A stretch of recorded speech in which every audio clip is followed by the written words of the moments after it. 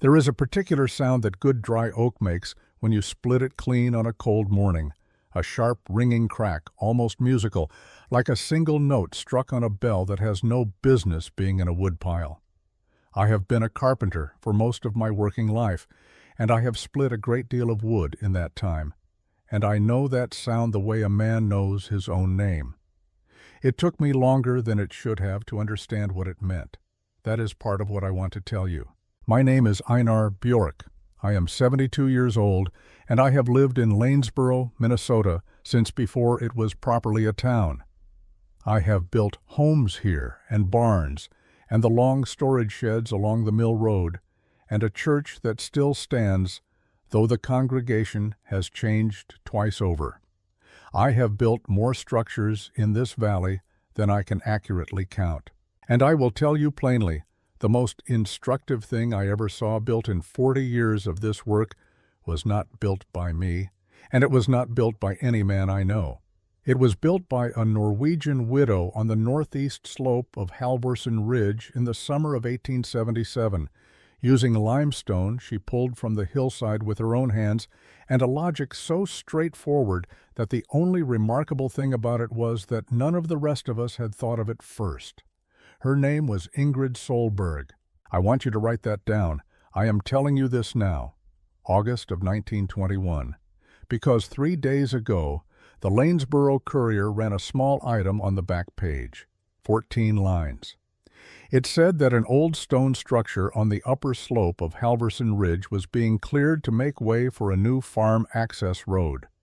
No name, no explanation of what the structure was or who had built it, or what it had meant once to the families in this valley. 14 lines, and then the paper moved on to the price of corn. I read that item twice, and then I set the paper down on this table, and I sat here for a long while. And when your letter arrived the following morning, asking whether I knew anything about the old days on the ridge, I decided that I was going to tell this story in full. I am going to tell it to you the way it actually happened, which means I am going to tell you some things about myself that do not reflect particularly well on me. I ask only that you write it down straight. To understand what Ingrid Solberg built, you have to understand what firewood meant on the Minnesota frontier in 1877. Not wood in the abstract, not timber, not lumber, but firewood. The specific, daily, life-sustaining reality of it. This valley sits in the Root River country of southeastern Minnesota, and it is not the open prairie that people imagine when they think of frontier hardship. We had trees. The bluffs along the river were thick with oak and elm and ironwood, and in the draws and hollows, basswood and ash. A man looking at this country in October, with the hills running gold and red down to the river, might reasonably conclude that he would never want for fuel. That was the first mistake most people made, and it was a forgivable one. The second mistake was less forgivable, and it had to do with the wood itself. By 1877, the large timber companies had been working the upper reaches of the Root River watershed for nearly a decade. They moved fast, cut hard, and sold fast. Green-cut timber, felled and split and delivered within weeks of leaving the stump, was the standard product. It was cheaper to produce, faster to move, and the men buying it were glad enough to have it stacked in their yards before the cold came. What those men did not fully reckon with, what most of them had no reason to think about because it was not the kind of thing that announces itself, was that a freshly cut oak carries, in the fibers of its wood, somewhere between 3 and 4 gallons of water per cord. Water that does not become heat.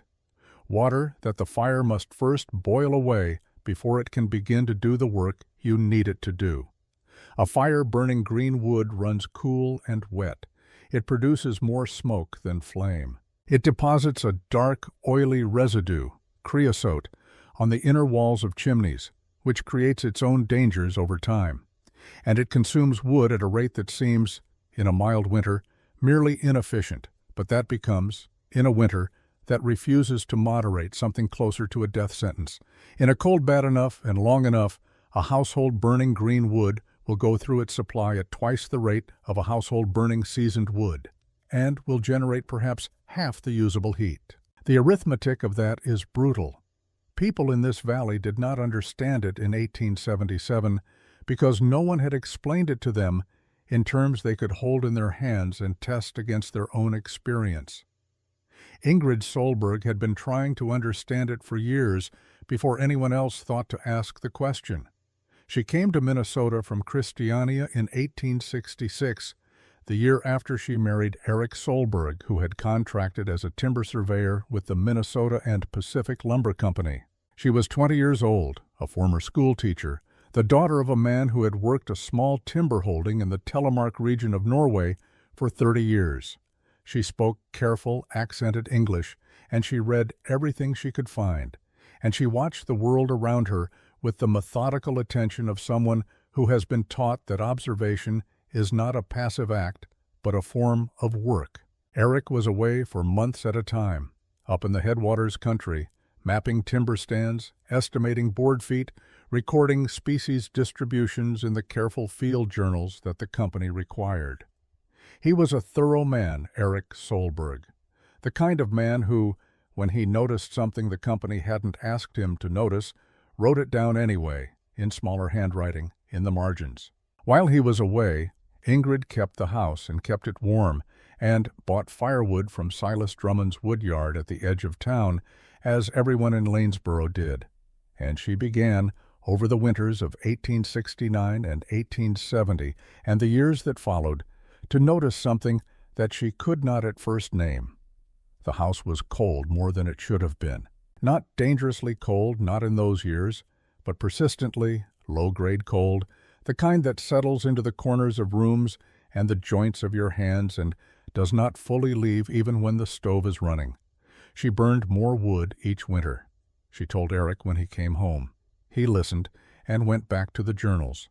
By 1873 she had begun keeping her own records. Not in a formal notebook, she had no reason yet to think her observations amounted to anything systematic. Just notes in the back pages of the household accounts. October 14th, bought half cord from Drummond. Wood heavy, dark at center when split. Fire runs slow. December 3rd, bought another cord. Silas says it's the same oak as always. It is not. House takes 2 hours to warm properly in the morning. She did not know then precisely what she was recording. She knew only that something had changed in the wood and that the change had consequences she was living with every day. Eric died in January of 1875. A timber crew working a ridge 12 miles north of town, a massive white oak felled in the wrong direction in a bad wind, and then the sledge coming home with her husband wrapped in canvas and the foreman's hat in his hands. The company sent a letter of condolence and a payment of $37. She stayed. The 40 acres on Halverson Ridge were hers by deed, and she had no family in Norway who could offer her anything better than a passage home and a life of managed diminishment. She stayed, and she went through Eric's trunks, and she found 9 years of field journals in his careful handwriting, observations about timber species, growth rates, moisture content at different seasons, the behavior of different woods under fire. And she found in the margins of those journals, in the smaller handwriting, things he had noticed that the company had not asked him to notice. Green-cut elm delivered to settlement homesteads in October, he had written in the fall of 1871. Surveyed 3 households. All report fires running poor, smoke heavy, consumption high. Wood split from delivered cord shows dark wet core. Estimate 30% moisture content above usable threshold. Men buying cheap and burning twice as much. Company's interest is volume of sale. Nobody's interest, apparently, is in whether the wood does its job. She read that passage on a February evening in 1875, 6 weeks after the funeral, sitting at the table with a lamp that needed trimming and a stove that was working harder than it should have been. She looked up from the journal and looked at the wall of her cabin, and then she looked at the stove, and then she sat for a long time not looking at anything in particular. She had been right. She had been right for 6 years and had not had the language to say what she was right about. Eric had had the language and had written it in the margins where the company would not read it. Between the two of them, they had the complete picture. Now she had it alone. It was Thomas Vane who gave me the clearest account of how the town first heard about Ingrid's project. Thomas was the primary carpenter in Lanesboro at that time, a capable man, solid work, the kind of builder who knew every good method and had no patience for unusual ones. He told me years later, with the particular candor that comes from surviving something humbling, that he had been in Silas Drummond's mill yard in the second week of May, 1877, when Silas came back from a delivery run up toward the ridge. Silas set down his reins and said without particular drama, "The Solberg widow is digging into the hillside." Thomas had looked up from the timber he was grading. Digging for what? Can't say. She's got a pick and a pry bar and she's pulling limestone out of the slope, making a hole. Silas pushed his hat back, asked her what she was building. She said a cellar. Root cellars in a fool's location on that slope? No sun, no natural drainage to speak of. That's what I thought. Silas pulled his gloves off and slapped them against his thigh. Didn't say that to her, though. She had a look about her. The conversation, as Thomas described it, ended there.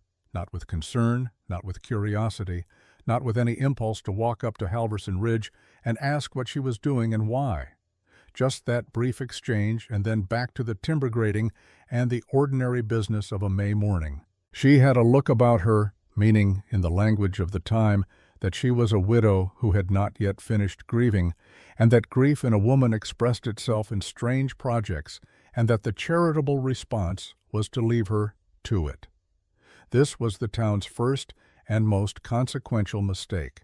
Not the mockery that came later, but this earlier, quieter failure. The assumption that the correct response to an unusual idea was to look away from it. Lanesboro in 1877 was not a cruel place. The people there were neither unusually ignorant nor unusually proud. They were ordinary frontier people doing ordinary frontier things. And Ingrid Solberg was doing something they had no category for, and so they put her in the only category available, the eccentric, the grieving widow on the hill. Leave her to it. I was among them. I want you to understand that clearly before we go any further. I was among them, and I had more reason than most to have known better. There is a difference between reading something and understanding it. Most people know this in a general way. We have all had the experience of passing our eyes over a passage and retaining nothing, or of reading the same passage twice and finding, on the second pass, something the first pass missed entirely. But Ingrid Solberg read differently than most people. She had been a school teacher in Christiania before she was anything else, and a good teacher reads with a pencil in hand, not to mark what is already clear, but to mark what demands further work. She read Eric's journals the way she had once read student compositions, looking for what was almost said, for the thought that stopped one sentence short of its conclusion. She spent the winter of 1875 and most of the spring of 1876 with those 9 journals spread across the table in the order in which they had been written. She made her own index on a separate sheet of paper, not the company's categories, which were all board feet and species distribution and access routes, but her own: moisture, seasoning, heat output, chimney behavior, storage method. She cross-referenced Eric's margin notes against her own household accounts from the previous 6 winters. When the 2 sets of records said the same thing in different languages, she wrote it out in plain sentences and read it back to herself aloud, alone in the cabin the way she had once read difficult passages to students who needed to hear the words spoken before the meaning settled. What she arrived at, by the end of that process, was not a revelation. It was more like the confirmation of something she had suspected for a long time without having the means to verify. The wood Silas Drummond sold was cut too fresh, stored wrong, and burned inefficiently as a direct consequence of both. Every winter for 6 years she had compensated for this by burning more of it, by throwing fuel at a problem that was, at its root, not a problem of quantity, but of quality. The valley was cold, not because there was too little wood, but because the wood it burned gave back too little of what it contained, She understood the problem completely. The solution took her longer. It was not Eric's journals that gave her the solution, or not entirely. This is the part of the story I want to be careful about, because it is the part most easily misunderstood. People in this town, when they eventually came around to speaking respectfully of Ingrid Solberg's achievement, tended to say that she had built what her husband designed, that she had been, in effect, the hands to his mind. I heard it said more than once, and each time I heard it, I thought of her sitting at that table with the household accounts open beside the journals. Her 6 years of careful, private observation alongside his 9 years of professional record, and I felt the injustice of it as a specific, locatable thing. Eric's journals told her what was wrong with Greenwood and why. Her own years of household observation told her how the problem expressed itself in daily life, in fire behavior, in room temperature, in the rate at which a pile of wood diminished. These were not the same body of knowledge. They came from different angles, and they met in the middle. And the place where they met was the beginning of a workable idea. She did not inherit a solution from her dead husband. She built one from 2 sources, one of which was entirely her own. The specific solution came from a direction neither set of records pointed to directly. It came from memory.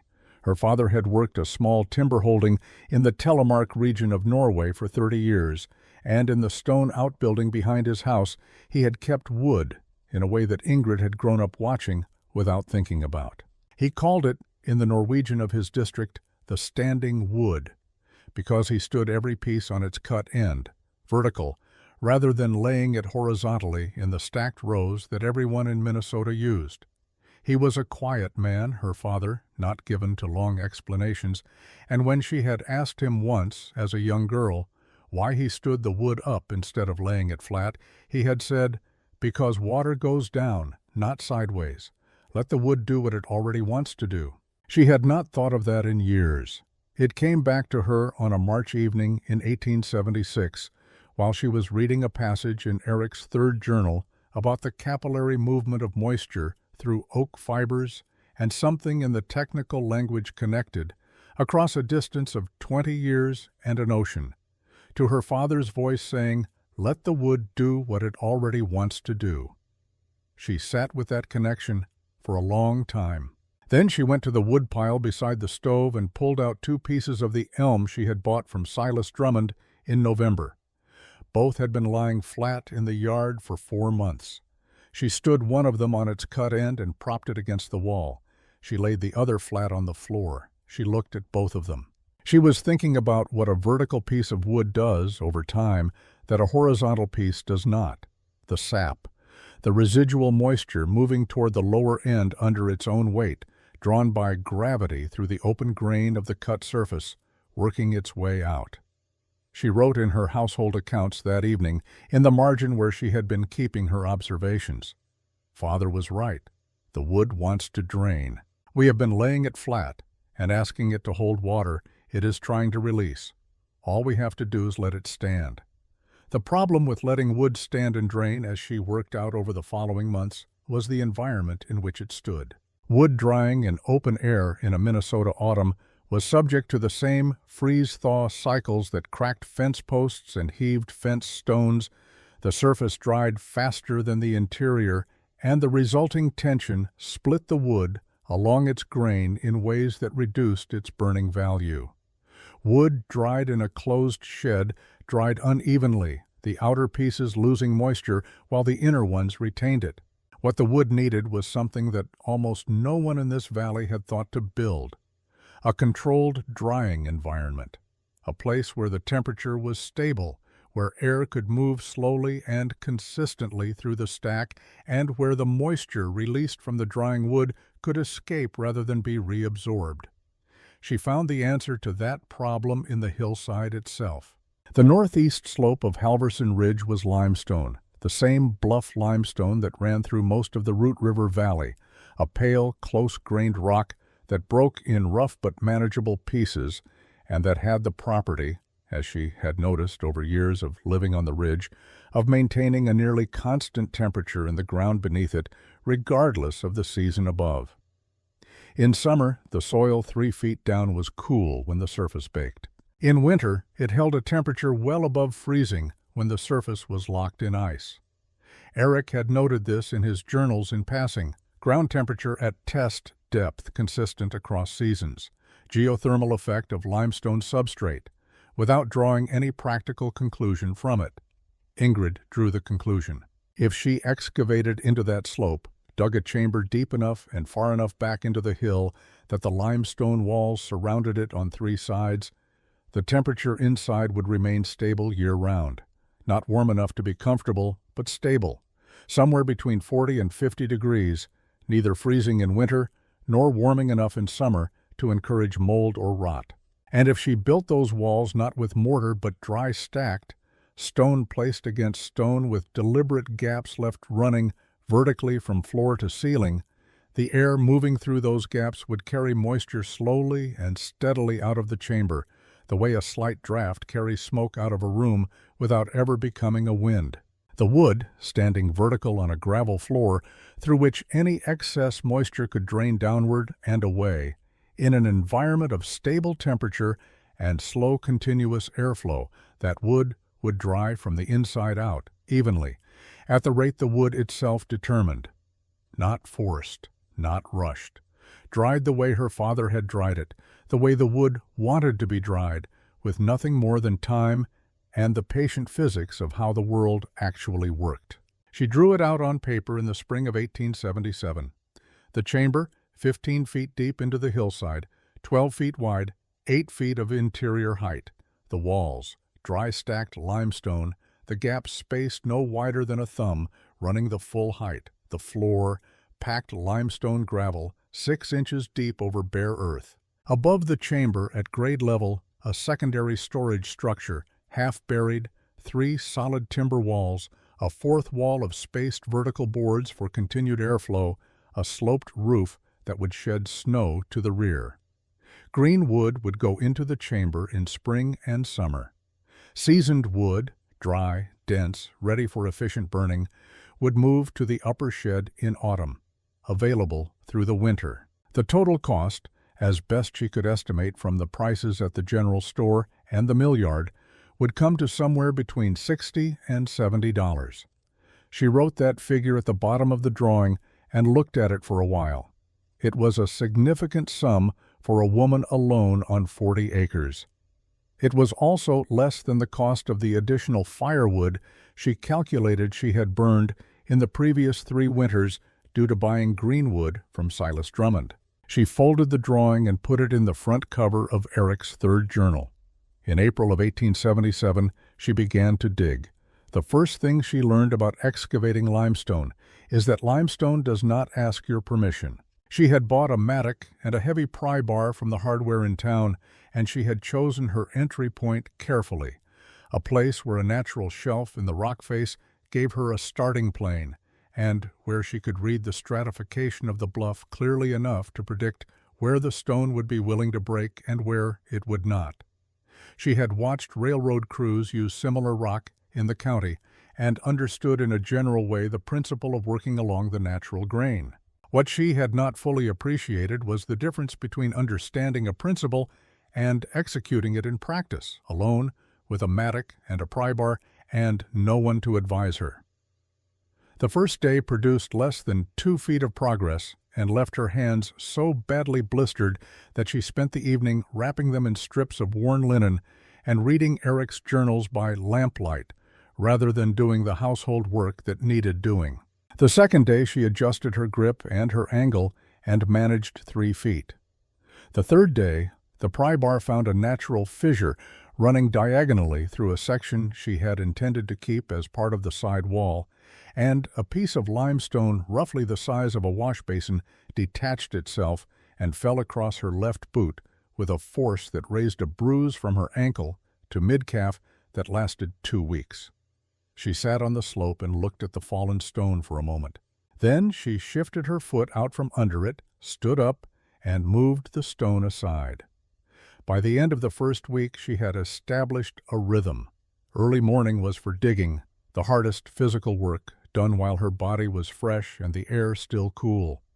Midday she used for moving stone, loading the pieces onto a plank sled she pulled to the downslope edge of her property, and tipping them into a growing pile that she intended eventually to use for the wall facing itself. Late afternoon was for measuring. She had a plumb line and a folding rule, and she checked her walls for true vertical every second day, because she had learned early that limestone extracted by pry bar tends to wander, and that a wall begun slightly out of plumb compounds its error as it rises. In the third week of May, she hired a laborer, a Swedish man recently arrived in the county named Lars Paulsson, who spoke no English and enough Norwegian to take direction. They worked in near silence, which suited them both. Lars was a careful worker. He did not ask what she was building. She did not explain. What she found in those long weeks of excavation was not the satisfaction of visible progress. The chamber seemed, at the end of each day, not much larger than it had been at the beginning. What she found instead was a quality of attention she had not experienced since her years in the classroom. The limestone demanded it. Every stone she placed in the emerging wall required a decision: this angle, this face, this gap, this neighbor stone. There was no moving quickly through it. The work did not permit inattention. She thought of her father's wood pile. She thought of Eric's journals.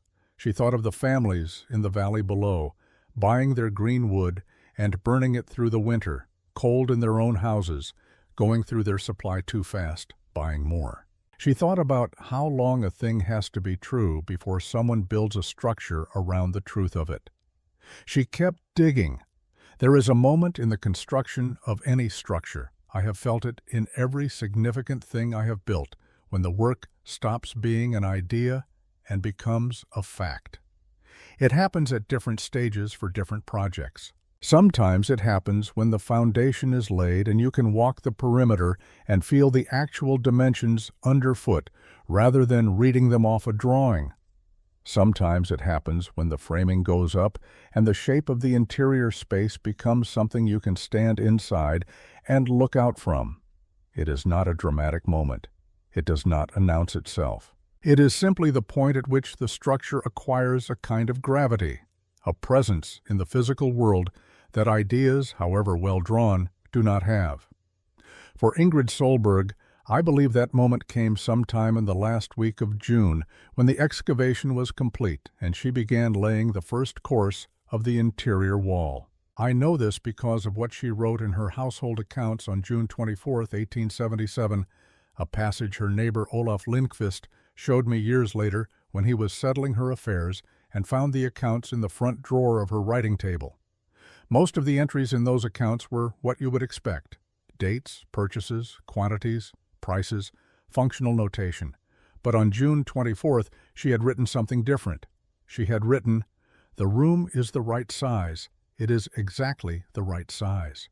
Eric's numbers and my numbers are the same numbers. I did not know until I stood in it." I have thought about that entry many times over the years. There is a kind of confidence in it that is not boastfulness. It is the confidence of a person who has been carrying an unverified calculation for a long time and has just received from the physical world itself the confirmation that the calculation was correct. She had spent months working from drawings and numbers and marginal notes, and now the drawing was a room and she was standing in it, and the room was right. Whatever came after that, whatever mockery the town had left to offer, whatever physical difficulty the construction still held in reserve, she knew from that point forward that the underlying idea was sound. The ground had told her so.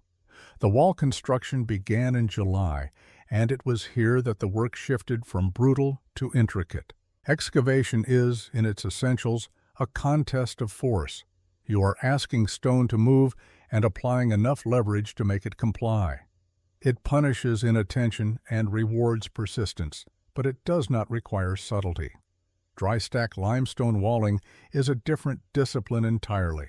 It requires you to think 3 courses ahead at all times, to hold in your mind the weight distribution of the wall as it rises, to select each stone not only for its fit in the current position, but for what it will demand of the stones above it. A poorly chosen stone at the second course will create a problem at the fifth course that cannot be solved without dismantling back to the second. This is the kind of knowledge that cannot be acquired from a book or a drawing. It lives in the hands. Ingrid's hands were acquiring it the hard way.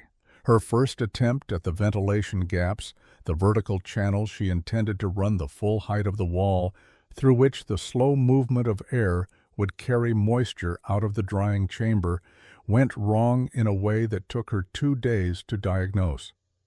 The gaps looked correct when she placed each stone, thumb width, consistent, aligned. But as the wall rose, the natural variation in the limestone faces, no two pieces of rough quarried stone are truly parallel, caused the gaps to drift.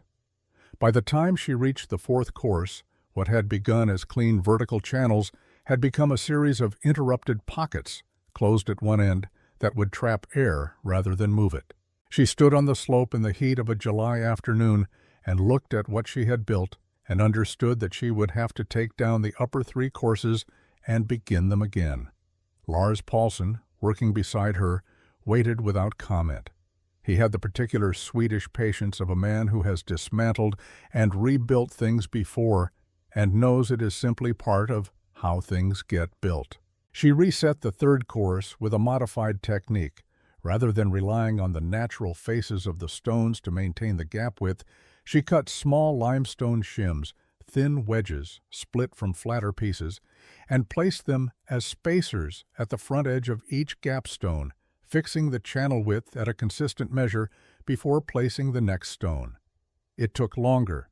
It produced a wall that looked, to an uninformed eye, almost identical to what she had built the first time.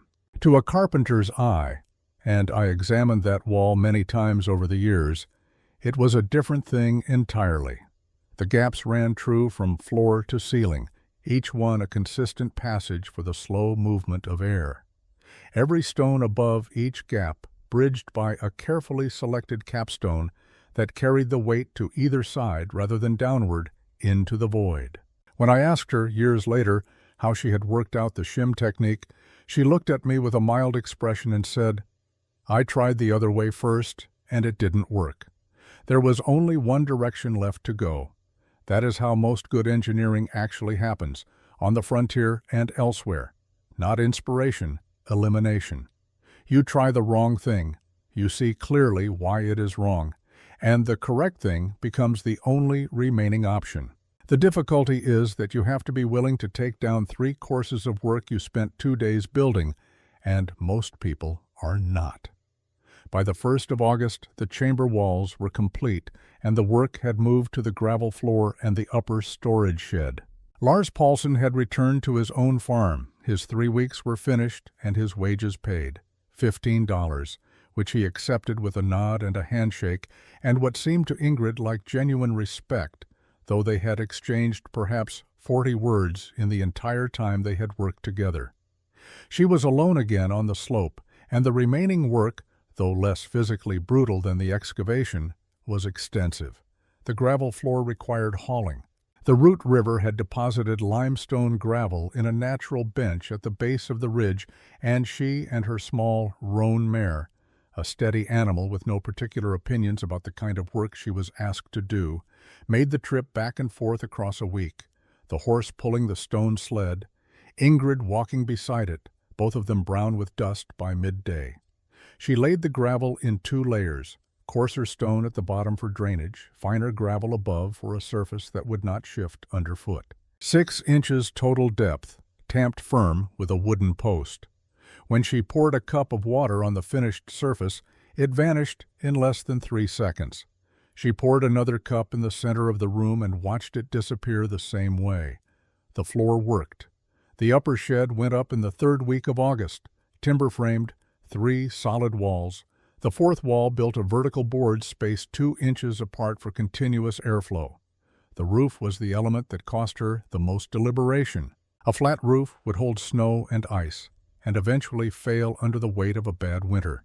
A steeply pitched roof would shed snow cleanly, but was beyond her capacity to build alone without additional height on the walls that she had not planned for. She settled on a moderate pitch, steep enough to prevent snow accumulation, shallow enough to be framed and sheathed from a ladder without a second pair of hands, and oriented the low end of the slope toward the hill, so that whatever snow and meltwater came off the roof would drain away from the chamber entrance rather than pooling at the threshold.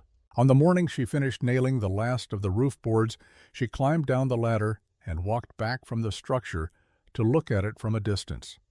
The upper shed sat against the hillside, half buried, its roof a straight, clean line against the slope.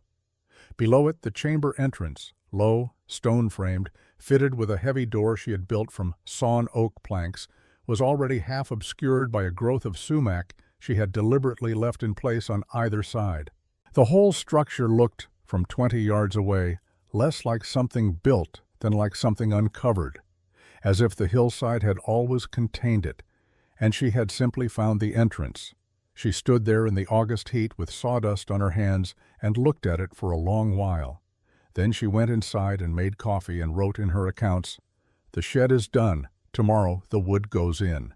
September arrived with the first green-cut wood, 2 wagon loads of freshly felled oak and elm from a crew working the upper watershed, purchased below the going rate because no buyer in the county wanted green timber in September when the selling season for firewood had already passed.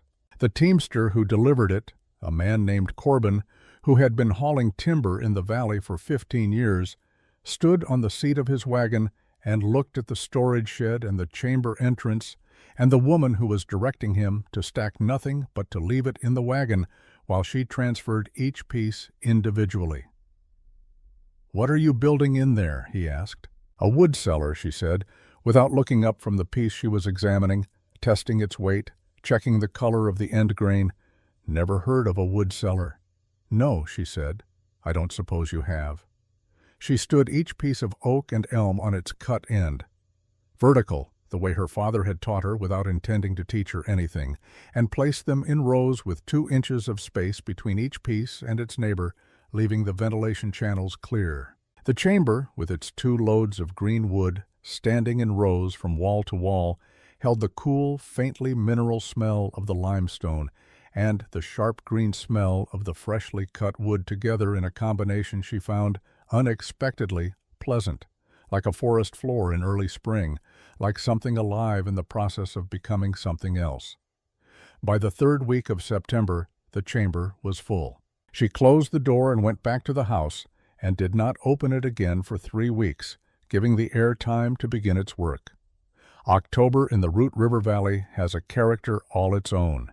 The light comes in low and golden across the bluffs, and the leaves go fast, faster than you think they will, so that one morning the hillsides are full of color, and by the following week they are bare, and you can see the limestone outcroppings through the stripped trees, and the whole valley takes on a different scale, larger and more severe, as if it has been waiting all summer to show you what it actually is. Ingrid noticed that October that the leaves came down a week earlier than they had the previous year. She noticed that the river dropped in the 2nd week of the month, not unusual in a dry autumn, but the rate of the drop was steeper than she had recorded before. She kept a rain gauge, a habit she had begun at Eric's suggestion in their first year on the ridge, and in October of 1877 it showed the driest month she had recorded since 1869. She began to pay attention to the barometric pressure, which she tracked with an instrument Eric had used for his field surveys. In the last week of October it dropped 0.3 of an inch in a single afternoon and did not recover overnight. It had done this before in the lead-up to early-season cold snaps. She noted it in the accounts and watched. In the first week of November, she saw the geese move through. They came over the valley in long, ragged lines, low and fast. Not the unhurried formations of a normal autumn migration, but a movement that had a quality of urgency in it, as though the schedule had been brought forward without anyone consulting the geese about whether they were ready. 3 days later, the migratory sparrows that had been working the weed fields along the river road were gone overnight, completely between one morning and the next. She walked out to the edge of the ridge and looked at the sky to the northwest, which was clear and pale and completely empty of birds. Animals do not have theories about weather. They have information received through mechanisms that human beings have largely lost the ability to use, and when that information tells them to move, they move without deliberation. Ingrid had grown up around farmers who watched animals the way a carpenter watches wood, for what they could tell you about conditions that instruments had not yet measured.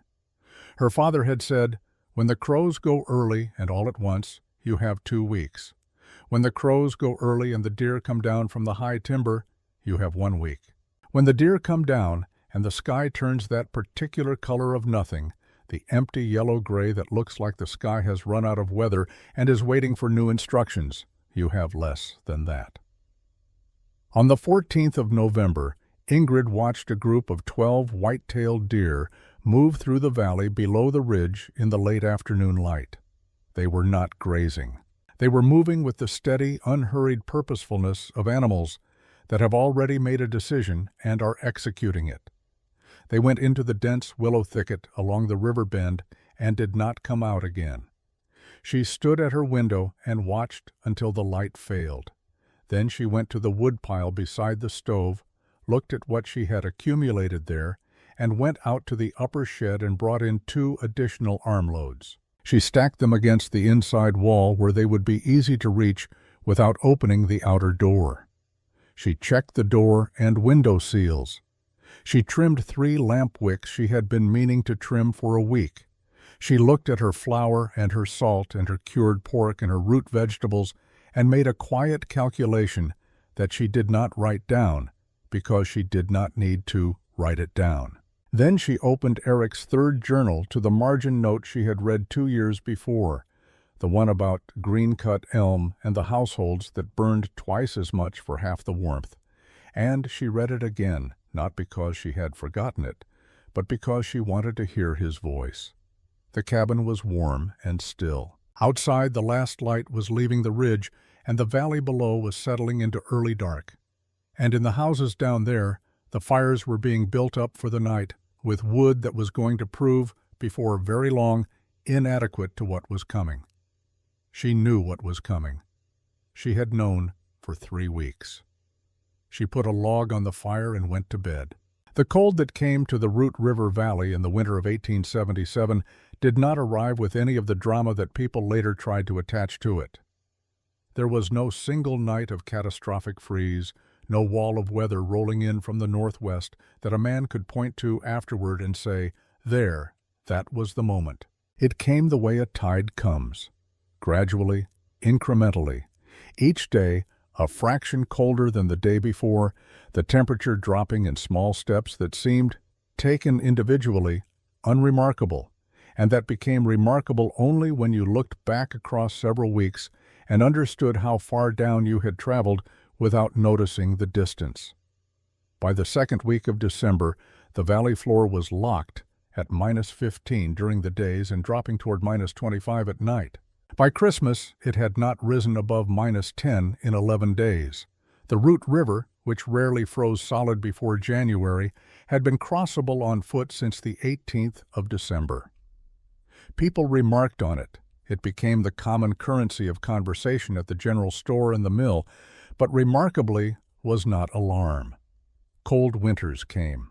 You burned more wood, you stayed closer to the stove, you waited for the January thaw that almost always arrived in the 3rd week of the month and gave you enough moderating days to feel that the worst was survivable. The January thaw did not come in 1878. The 3rd week of January passed at -20. The 4th week dropped to -28. February arrived without any softening in the air, and it was in the 1st week of February that the wood yards of Lanesboro ran dry. I want to be precise about what that meant, because it was not the dramatic crisis that the word dry might suggest. Silas Drummond did not close his gates one morning and turn people away in a scene of public distress. It happened more quietly than that, the way most serious things happen, gradually and then all at once, and by the time the all at once arrived, the gradually had been underway for weeks. What happened was this. Households that had bought what they believed to be a sufficient supply in October found themselves, by late January, burning through their remaining wood faster than their calculations had predicted. They bought supplemental loads from Silas, who sold them what he had, which was wood cut in November and December, green, heavy, barely useful. They burned that wood and got less heat than they paid for, and their supplies dropped faster still, and by the 1st of February, 3 households on the valley floor had enough wood remaining for perhaps 10 days of heating in weather that showed no intention of relenting. Thomas Vane was one of those 3. He was a carpenter, a capable, practical man, and he did not understand what was happening to his fire. He was burning as much wood as his stove could hold, and his house was cold. His youngest child, a boy of 4 named William, developed a persistent cough in the last week of January that deepened into something more serious by the 5th of February. Thomas came to the general store and told anyone who would listen that there was something wrong with the wood. Silas Drummond, who was there and heard him, said that the wood was the same wood it had always been. Thomas said it didn't burn the same as it always had. They looked at each other across the counter of the general store with the particular frustration of 2 men who are both partially right and neither of whom has the full picture. Ingrid Solberg, had she been there, could have given them the full picture in 4 sentences. She was not there. She had not been to the general store in 6 weeks. It was Olaf Lindqvist who made the first trip up to the ridge. He came on a Thursday morning in the first week of February, not in crisis, or not yet, but with the quiet purposefulness of a farmer who has been watching something and has finally decided to stop watching and ask a question. His own wood supply was adequate, barely, but he had noticed over the past weeks that his fires were running poorly despite the quantity of wood he was burning, and he had stood in his barn 2 days prior and looked at his remaining pile and done the arithmetic and not liked the result. Ingrid was splitting wood near the upper shed when he arrived. She set the maul down and waited. He stood a few feet away and looked at the shed for a moment. Then he said, "How much do you use in a day?" "In this cold," she told him. He was quiet for a long moment because what she told him was considerably less than half of what he was burning. He looked at the shed again. "Will you show me?" She showed him. She took him into the upper shed and let him handle the seasoned oak that had come out of the chamber in October, let him feel the weight of it, which was less than he expected, and rap his knuckle on the cut end, which rang with the clean sound of genuinely dry wood. Then she took him into the chamber and showed him the February supply, still curing, vertical rows of elm and ironwood in the cool, stone-smelling dark, and explained, without drama or emphasis, what the chamber did and why. He listened the way a farmer listens to information about soil, practically, completely, without the overlay of opinion. When she finished, he was quiet again for a while. Then he said, "I would like to buy 2 cords of the seasoned wood." She sold it to him at the price she had paid for it, green 6 months prior. He loaded it on his sledge and took it home. That evening he built a fire with 4 pieces of Ingrid's oak and stood in front of it and felt the difference inside of 20 minutes. The next morning he drove his sledge down to the valley and told Thomas Vane what he had found. Thomas came up to the ridge that afternoon. He did not come alone. He brought his wife and the boy William, bundled in every blanket the household owned, because the house had been consistently below 40 degrees for 4 days, and he had decided that wherever he was going next, the boy was coming with him. Ingrid looked at the child for a moment, then brought them all inside. She put the boy near the stove with a quilt around him and gave him warm water with a little honey in it, and did not make any remark about the circumstances that had produced the visit.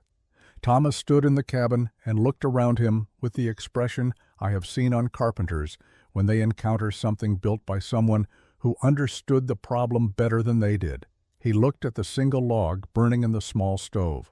He felt the warmth in the room, which was complete and even, without the hot, close to the stove and cold everywhere else quality that characterized a house burning poor wood in a struggling fire. He looked at the ceiling joists. He looked at the door seals. He looked at everything except Ingrid, and then finally he looked at her. 2 cords, he said, whatever you can spare. I will not tell you that the valley transformed overnight, because it did not. What happened was slower and more human than that, which is to say, it happened in pieces, through individual encounters, through the specific experience of individual families who came up to the ridge and left with seasoned wood and warm houses and a question they could not stop turning over. Why had no one thought of this before? Agnes Drummond came on a Saturday in the second week of February. She came alone, without telling Silas where she was going, as she told me later, which was not deception so much as the practical wisdom of a woman who knew that some conversations needed to happen before they could be shared. She spent 2 hours with Ingrid. She went through the chamber, handled the wood, asked careful questions, and received careful answers. On the way home, she stopped at my workshop and knocked on the door. She said, "Einar, go up to that ridge and look at what that woman has built. Go look at it with your carpenter's eyes, and then come tell me I'm wrong about what I'm seeing." I went up that afternoon. I have described before what I found there: the walls, the gaps, the gravel floor, the seasoned wood that rang like a bell when you knocked it. What I have not described, and what I want to say now, is what I felt walking back down the ridge in the late afternoon light. I had been a carpenter for 20 years. I had built homes for 30 families in this valley. I had looked at Ingrid Solberg's project the previous spring with the comfortable dismissal of a man who has been doing things one way for long enough that other ways look, by default, like mistakes. And I had been wrong in a way that was not excusable by ignorance. I had looked at the ventilated walls in August and known something was right about them, and I had said nothing. I went home and told my wife what I had seen. She listened all the way through. Then she said, "Why didn't you say something last summer?" I did not have a good answer. I still don't. What changed in Lanesboro after the winter of 1878 changed the way most real things change, not through declaration, but through the quiet accumulation of individual decisions made by people who had been given at some cost information they could not ignore. Thomas Vane built a wood cellar the following spring on the north slope behind his workshop. He came to Ingrid twice during the construction with questions, and she answered them both times without ceremony. Silas Drummond adjusted his cutting schedule that summer without announcement. Green wood, held in a new seasoning yard for 6 months before sale, the price adjusted accordingly. He did not explain the change publicly. Agnes knew where it had come from. I knew. Silas knew we knew, and said nothing about it.